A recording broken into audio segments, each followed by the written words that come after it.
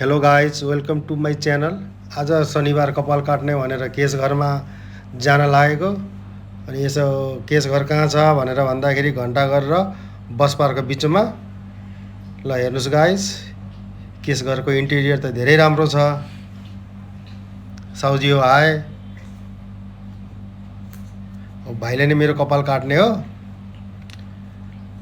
Price पनि यसो हेरेको एकदम कम्फर्टेबलै लाग्यो।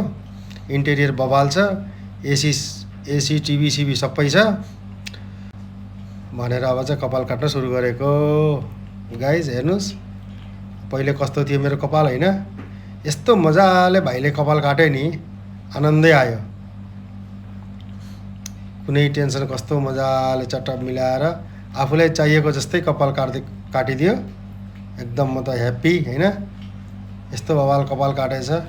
यदि तपाईँहरूलाई पनि कपाल काट्नु छ, दाढी बनाउनु छ अथवा फेसियलहरू गराउनु छ भने केश घरमा आउनु होला। एकदम राम्रो छ, व्यवहार पनि राम्रो, कपाल पनि एकदम राम्रो काट्ने। योभन्दा राम्रो त खोज्न कहाँ जाने त।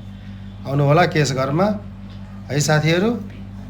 वीरगन्जको घन्टाघर र लिङ्क रोडको बिचमा छ केश घर।